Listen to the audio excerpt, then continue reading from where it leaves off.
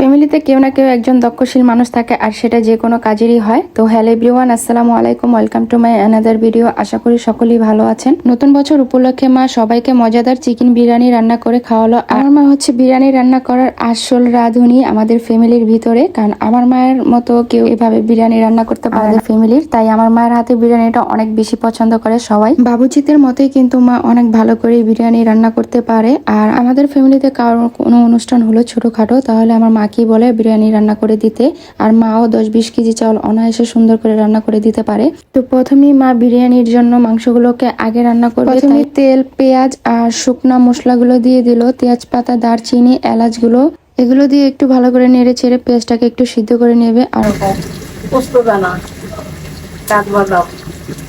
এদিকে বাটা মশলার ভিতরে দিয়েছিল পোস্ত দানা, কাঠবাদাম, জয়ত্রী, সাদা গোলমরিচ, এগুলো দিয়ে আগে ব্লেন্ডার করে রেখেছিল। এই মশলাগুলো দেখাতে পারলাম না।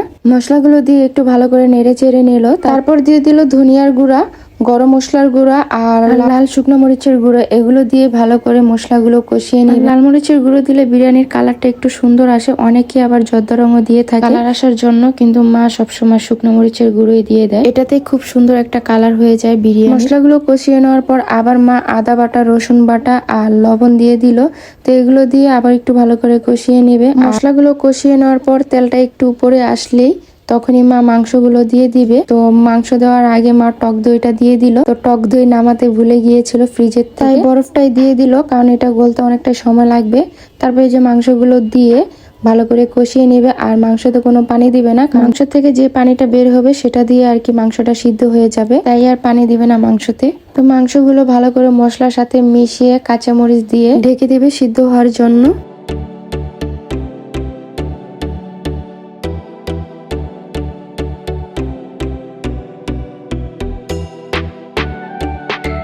আর এদিকে পোলাওর জন্য আগের থেকে চাউলগুলো ভালো করে ধুয়ে ঝরা দিয়ে রাখবে চালনিতে, তাহলে পোলাওটা আর কি ঝরঝরা হবে আর চাউলগুলো ভেঙে যাবে না। আর সাথে সাথে ধুয়ে যদি পোলাও রান্না করা হয় তাহলে কিন্তু পোলাওটা একটু লেটকা হয়ে যায় আর ঝরঝরাও হয় না। পোলাও রান্না করার জন্য মা প্রথমে তেল আর ঘি দিয়ে দিল, আদা রসুন বাটা, দারচিনি, এলাচ এগুলো দিয়ে দিল। তারপর লেবুর রসটা দিয়ে দিল। আর লেবুর রসটা দিলে পোলাওটা একটু অন্যরকম খেতে হয়, ভালোই লাগে। বাবুচিরাও কিন্তু লেবুর রস দেয় বিরিয়ানিতে। তো এখানে এই যে মা পরিমাণ মতো পানি দিয়ে দিল। আর মা কিন্তু এখানে নর্মাল পানি দিয়েছিল, গরম পানি দেয়নি। অনেকে কিন্তু গরম পানি দিয়ে থাকে, সবসময় নর্মাল পানি দিয়ে বিরিয়ানি রান্না করে। আর মার আইডিয়ার থেকে যতটুকু পানি বা লবণ দিয়ে থাকে সেটা দিয়ে কিন্তু খাবারটা পুরোপুরি পারফেক্ট ভাবে হয়ে যায়। আর বললামই তো, ফ্যামিলিতে কেউ না কেউ একজন দক্ষতাশীল মানুষ থাকে, সেটা যে কোনো কাজেরই হোক। তো আমার মা হচ্ছে রান্না বান্নার দিকের থেকে অনেক বেশি দক্ষতাশীল একজন রাঁধুনি।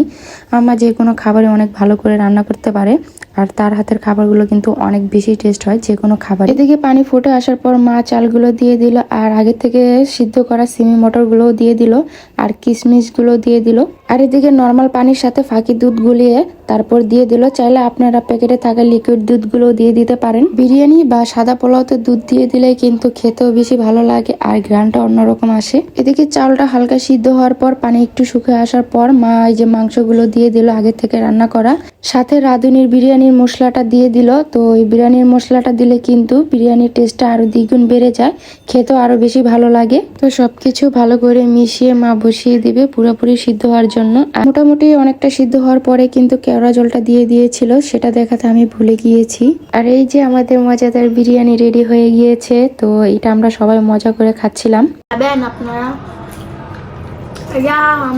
यहाँ पर बिरयानी है और यहाँ पर पानी। ভিডিওটি আজ এ পর্যন্তই, দেখা হবে নতুন ভিডিওতে। তো ভিডিওটি ভালো লাগলে অবশ্যই লাইক, কমেন্ট, শেয়ার করে দিবেন। অবশ্যই আমার চ্যানেলটি সাবস্ক্রাইব করে আমার পাশে থাকবেন। যারা আমার চ্যানেলটি সাবস্ক্রাইব করেছেন তাদেরকে অসংখ্য ধন্যবাদ। সকলেই ভালো থাকবেন। আল্লাহ হাফেজ।